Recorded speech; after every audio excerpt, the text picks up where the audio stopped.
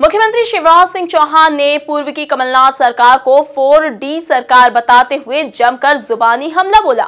CM Shivraj अपनी 100 दिन की सरकार की उपलब्धियां गिनाते हुए बीजेपी की वर्चुअल रैली में जमकर गरजे। देखिए इस रिपोर्ट में। शिवराज सरकार के 100 दिन पूरे होने पर बीजेपी ने उपलब्धि दिवस मनाया। इस दौरान वर्चुअल रैली में सीएम शिवराज ने पूर्व की कमलनाथ सरकार को दलाल, दंभ, दुर्भावना और दिग्विजय यानी 4D सरकार करार दिया। शिवराज ने कहा कि कमलनाथ सरकार ने वल्लभ दलाली का अड्डा बना दिया। वहीं उन्होंने एक एक कर 4D का मतलब भी बखूबी समझाया। अभी मैं पूछा कि वो कौन है?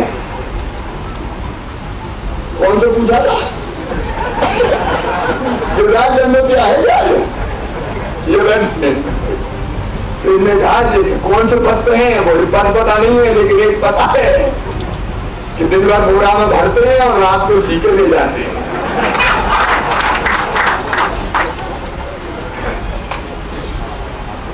ये दलाली करने वाली सरकार। पहला डी दलाल,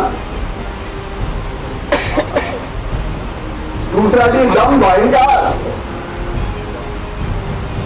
और अहंकार दोनों में था, एक नहीं था। पांव जमीन पर नहीं चलते थे।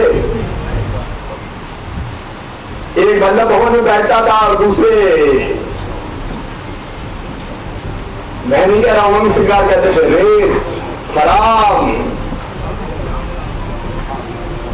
तो एजेंडा ले रखा था। और ऐसा समझ रहे थे जैसे ऐसी सरकार आई जो कभी जाएगी नहीं। दम और अहंकार में जोर, और एक से बढ़ के एक से दोनों, बड़े मियां तो बड़े मियां, छोटे मियां सुभान अल्लाह।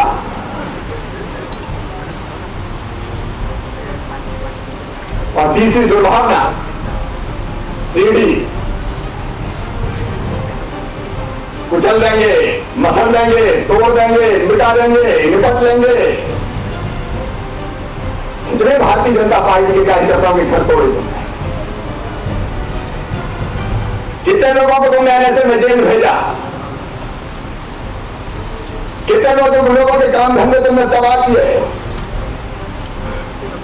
लेकिन समझ लेना, दिग्विजय कमलनाथ ये भारतीय जनता पार्टी के कार्यकर्ता है। जब तक सहते हैं, सह देते हैं, लेकिन जब अपनी पे आ जाते हैं तो बड़े बड़ों को उठाड़ कर फेंक देते हैं। आखिर सहने की भी कोई सीमा होती है। अब हमको ओवर ही रहते, लेकिन इधर लड़ गए।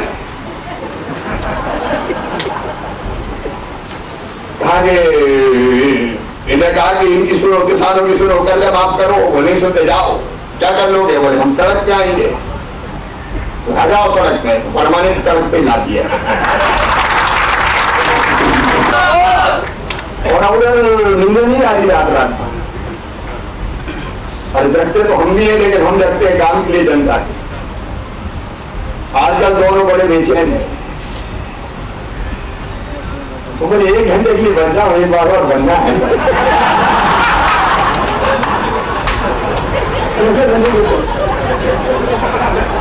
सोते नहीं, रात भर करवटे बदलते रहे सारी रात हम। कुर्सी तेरी कसम वल्लभ भवन।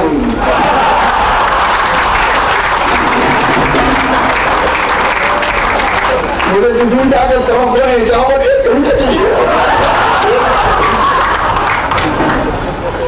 अरे 15 साल में मुझसे तो दिन भरे थे, अब भूल जाओ जिंदगी।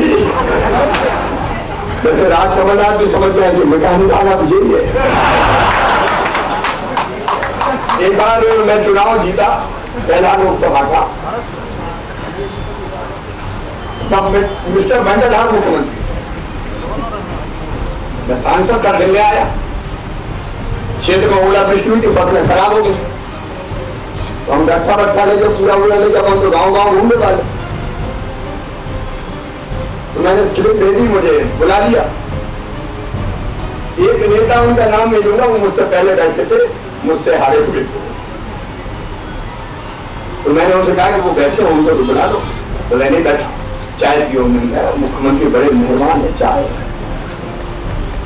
लूटने की कोशिश की, वो नहीं है।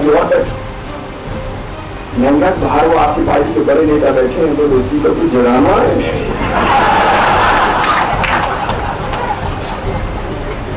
ये ऐसे लोग,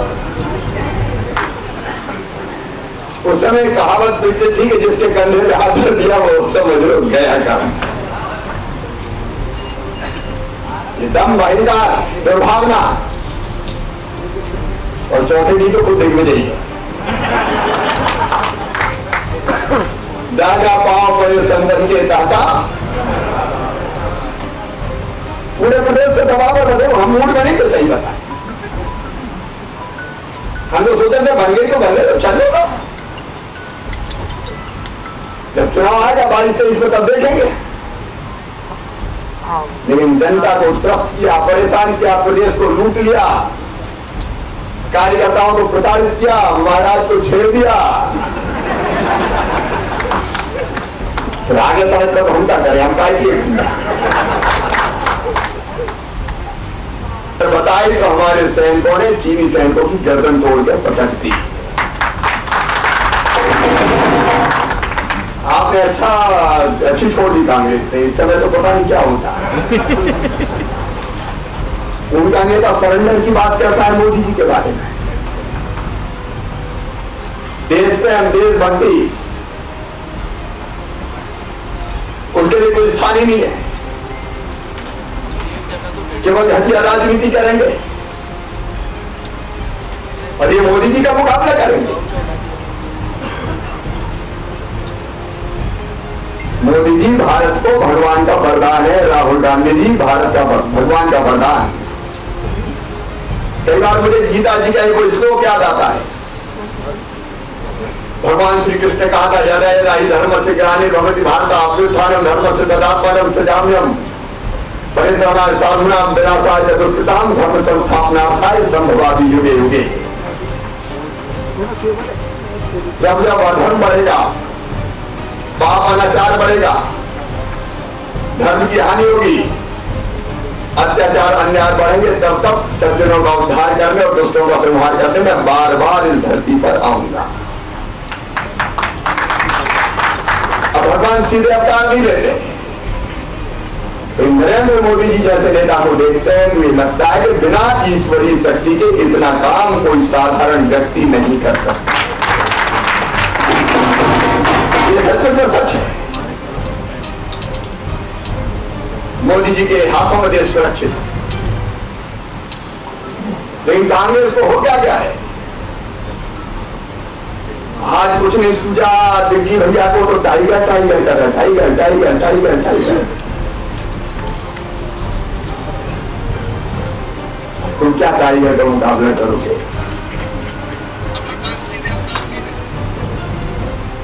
इन्हें तो घंटा डाले तो कमलनाथ की घंटा ढाक करवा दिया।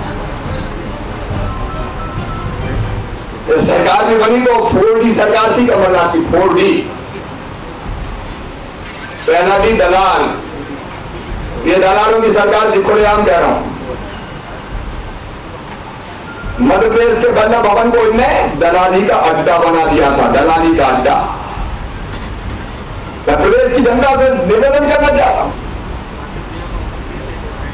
चारों तरफ लूट। जो मेरे पुराने पहले जो मंत्रिमंडल में साथी थे वो यहां बैठे हुए हैं। मुझे आश्चर्य हुआ जब ये कहा, हमारी उम्र की बहन भी बैठी है, उनकी बातें बड़ी आनंद देती है, तरीके कहती है। मिलने आई, हम कक्ष में बैठे, बोली भैया हमने तो जो कक्ष पहली बार देखो और वल्लभ भवन को, मैंने आपको मंत्री दी, मेरे में धमन ही नहीं देते। क्या पाएंगे? नहीं 24 घंटे 26 ही लाओ, चलो चलो चलो। अरे मंत्री हो क्या? और अगर कोई बड़ा ठेकेदार आ जाए। वहीं शिवराज ने कर्ज माफी को लेकर कमलनाथ पर निशाना साधते हुए कहा कि 50 लाख करोड़ का कर्ज माफी का आकलन था और कुल 6000 करोड़ की कर्ज माफी की। उसमें भी बैंक को पैसे नहीं दिए, सर्टिफिकेट बांट दिए, लेकिन पैसे नहीं दिए। कर्जा माफ 50 लाख करोड़ कर्जा माफ का जो आंकड़ा था इनका 50,000 करोड़, घटाते मिटाते, ये बैरियर वो बैरियर, और कुल मैंने हिसाब देखे कुल 6,000 करोड़ रुपए की कर्जा माफी हुई है, कुल 6,000 करोड़। और उनमें से भी 2,889 करोड़ सरकार की जगह बैंक से, सहकारी बैंकों से करना। बैंक बदतर हालत में पहुंचे, उनको पैसा नहीं दे रहे। तो मैंने अभी वो फाइनेंस वालों के साथ बैठा, बोले इतने पैसे बैंक को देना, उनका काय के देना, बोले कर्जा माफी के। उनका दिए नहीं, बोले उन्हें सर्टिफिकेट बांट किए, पैसा नहीं दिए, क्या भैया हमारे लिए छोड़ दें? कर्जा माफी के नाम पर मजाक किया तुमने। और मध्य प्रदेश के किसानों से मैं कहना चाहता हूं, कुल मिलाकर 6,000 करोड़ का कर्जा माफ किया। कुल मिलाकर शिवराज ने कमलनाथ और दिग्विजय पर जमकर जुबानी हमला बोला। Bureau report, MP news, Bhopal.